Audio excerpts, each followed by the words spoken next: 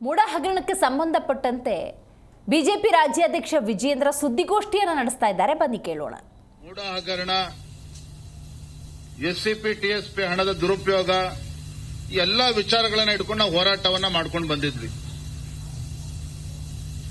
ಯಾವಾಗ ಮುಖ್ಯಮಂತ್ರಿಗಳ ಕುಟುಂಬದ ಮೇಲೆ ಆರೋಪಗಳು ಬಂದು ಮುಖ್ಯಮಂತ್ರಿಗಳು ನಮ್ಮ ಹೋರಾಟಕ್ಕೆ ಕಿಂಚಿತ್ತೂ ಕೂಡ ಬೆಲೆ ಕೊಡದೇನೆ ಏನ್ ಹೇಳಿದ್ರು ಸಿದ್ದರಾಮಯ್ಯನವರು,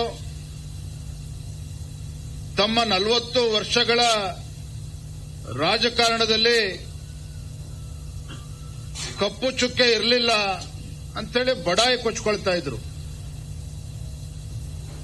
ಹಿಂದೆ ಇದೇ ಸಿದ್ದರಾಮಯ್ಯನವರು ಮುಖ್ಯಮಂತ್ರಿಗಳಿದ್ದಾಗ ಏನು 5 ವರ್ಷಗಳು ಮುಖ್ಯಮಂತ್ರಿಗಳಾಗಿದ್ರು.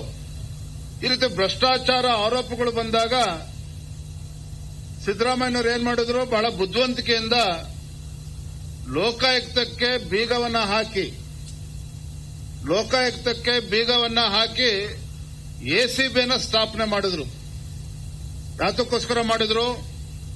ಅಂದಿನ ಮುಖ್ಯಮಂತ್ರಿಗಳಾಗಿದ್ದಂತ ಸಿದ್ದರಾಮಯ್ಯನವರು ಅವರ ಮಂತ್ರಿಮಂಡಲದ ಮೇಲೆ ಬಂದಂತ ಆರೋಪಗಳನ್ನ ಮುಚ್ಚಿ ಹಾಕಿಕೊಳ್ತಕ್ಕಂಥ ಸಲುವಾಗಿ ಆಂಟಿ ಕರಪ್ಷನ್ ಬ್ಯೂರೋ ಎಸಿಬಿಯನ್ನ ಸ್ಥಾಪನೆ ಮಾಡಿ ಅವರಿಗೆ ಬೇಕಾಗಿದ್ದಂತ ಅಧಿಕಾರಿಗಳನ್ನ ನೇಮಕ ಮಾಡಿದ್ರು. ಬಹಳ ಪಾರದರ್ಶಕವಾಗಿ ಆಡಳಿತ ನಡೆಸ್ತಾ ಇದ್ದೇನೆ ಅನ್ನುವ ಬಿಂಬಿಸ್ತಕ್ಕಂಥ ಪ್ರಯತ್ನ ಮಾಡಿದ್ರು, ಯಶಸ್ವಿನೂ ಕೂಡ ಆದ್ರು. ತದನಂತರದಲ್ಲಿ ಅವರ ನೇತೃತ್ವದಲ್ಲಿ ಅವರ ಸರ್ಕಾರ ಇದ್ದಾಗ ಕೆಂಪಣ್ಣ ಆಯೋಗವೂ ಕೂಡ ಸ್ಥಾಪನೆ ಆಯಿತು. ಅದರಲ್ಲಿ ಸಿದ್ದರಾಮಯ್ಯ ವಿರುದ್ಧ ಗುರುತರ ಆರೋಪಗಳನ್ನ ಒಂದು ವರದಿಯಲ್ಲಿ ಉಲ್ಲೇಖ ಆಗಿದ್ರು ಸಹ ಅಂದಿನ ಮುಖ್ಯಮಂತ್ರಿಗಳು ಸಿದ್ದರಾಮಯ್ಯನವರು ಕಣ್ಮುಚ್ಕೊಂಡು ಕೂತ್ಕೊಂಡ್ರು. ಈಗ ರಾಜ್ಯದಲ್ಲಿ ಒಂದು ಭ್ರಷ್ಟಾಚಾರ ರಹಿತ ಆಡಳಿತನ ತರ್ತೇವೆ ಅಂತ ಹೇಳಿ ಅಧಿಕಾರಕ್ಕೆ ಬಂದಿರತಕ್ಕಂಥ ಸಿದ್ದರಾಮಯ್ಯ ನೇತೃತ್ವದ ಕಾಂಗ್ರೆಸ್ ಸರ್ಕಾರ 187 ಕೋಟಿಯ ವಾಲ್ಮೀಕಿ ಅಭಿವೃದ್ಧಿ ನಿಗಮದ ಹಗರಣ ಇರಬಹುದು, ಮತ್ತೊಂದು ಕಡೆ ಮೈಸೂರಿನ ಮೂಡ ಹಗರಣ ಅಂತ ಹೇಳಿದ್ರೆ ಇಲ್ಲಿ 2 ವಿಚಾರಗಳು ತಾವು ಗಮನಿಸಬೇಕು. ಅಕ್ರಮವಾಗಿ ಮುಖ್ಯಮಂತ್ರಿಗಳ ಧರ್ಮಪತ್ನಿಗೆ ಪಾರ್ವತಿಯವರಿಗೆ ಬಂದಿರತಕ್ಕಂಥ 14 ನಿವೇಶನಗಳು ಒಂದು ಕಡೆ,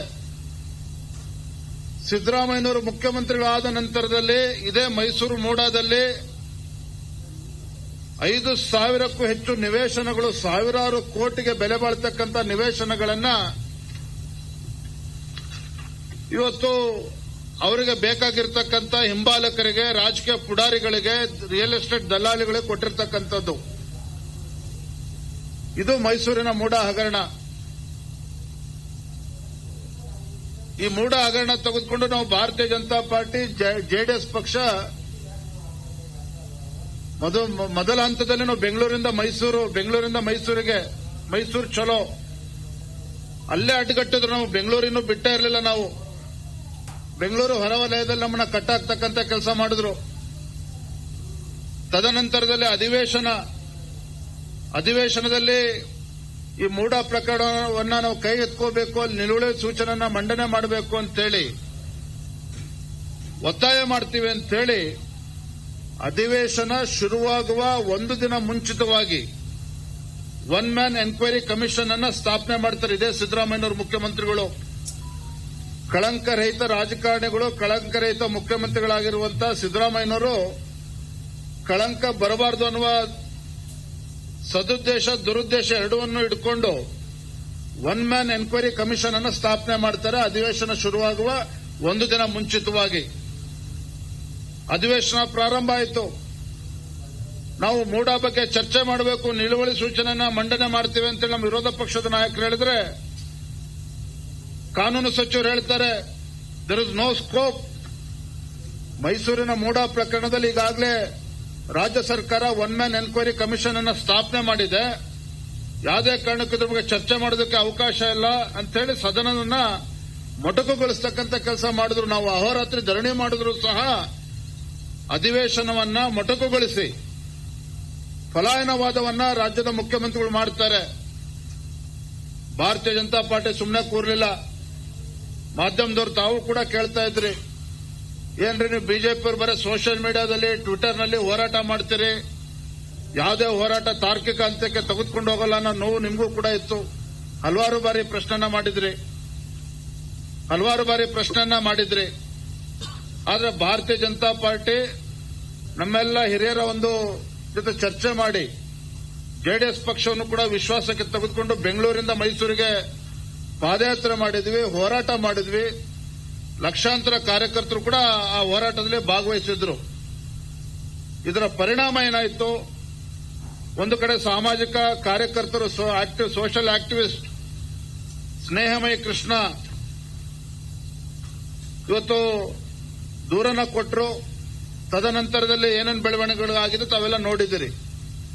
ಯಾವ ಮುಖ್ಯಮಂತ್ರಿಗಳು ಸದನದಲ್ಲಿ ವಾಲ್ಮೀಕಿ ಅಭಿವೃದ್ಧಿ ನಿಗಮದಲ್ಲಿ ಹಗರಣ ಆಗೇ ಇಲ್ಲ ಅಂತ ಹೇಳಿದಂತ ಸಿದ್ದರಾಮಯ್ಯನವರು ಸದನದಲ್ಲಿ ಒಪ್ಕೊಂಡ್ರು, ಹೌದು ಹಗರಣ ಆಗಿದೆ, ವಾಲ್ಮೀಕಿ ಅಭಿವೃದ್ಧಿ ನಿಗಮದಲ್ಲಿ ಹಗರಣ ಆಗಿದೆ ಅಂತೇಳಿ ಮುಖ್ಯಮಂತ್ರಿಗಳು ಒಪ್ಕೊಳ್ತಾರೆ. ನಾನು ಕಳೆದ ಬಾರಿ ಇದೇ ನಮ್ಮ ಜಗನ್ನಾಥ ಭವನದಲ್ಲಿ ನಾನು ಪತ್ರಿಕಾಗೋಷ್ಠಿ ಮಾಡಿ ಹೇಳಿದ್ದೆ. ಏನೊಂದು ಅಂಶವನ್ನು ಹೇಳಿದ್ದೆ, ಸಿದ್ದರಾಮಯ್ಯನವರ ಮುಖ್ಯಮಂತ್ರಿಗಳ ಬಾಮೈದ ಅವರು ಏನು ದೇವರಾಜ್ ಅವರಿಂದ 3 ಎಕರೆ 16 ಗುಂಟೆಯನ್ನ ಖರೀದಿ ಮಾಡಿದ್ರು ಮೈಸೂರಿನಲ್ಲಿ. ಇದು ಕಾನೂನು ಬಾಹಿರವಾಗಿದೆ, ಅಕ್ರಮವಾಗಿ ನಡೆದಿದೆ.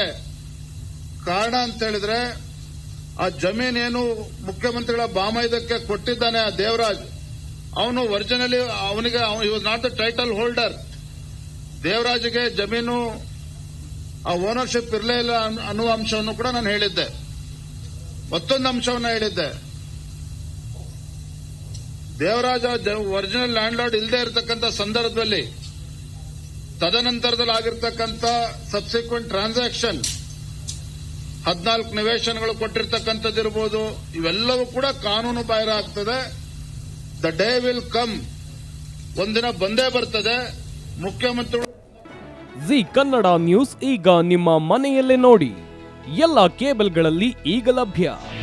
ನಿಮ್ಮ ನೆಚ್ಚಿನ ಜಿ ಕನ್ನಡ ನ್ಯೂಸ್ ಈಗ ಸನ್ ಡೈರೆಕ್ಟ್ ನಲ್ಲಿ number 292, Tata play number 1664, Jio TV number 1334, NXT digital number 30, in cable number 30, city networks 51, U digital number 162, GTPL number 17, Rockline telecommunications number 42, Shri Basaveshwara cable number 168, rural cable network 60, Vinayaka digital 57, Abhishek cable 821, city channel 53, Siddeshwara cable network 57, V4 digital Infotech 628, Surya digital networks 53, Gajanan digital number 836, Malnad Infotech private limited number 56, Metrocast number 830, victory digital number 167ರಲ್ಲಿ ನೋಡಿ ಆನಂದಿಸಿ.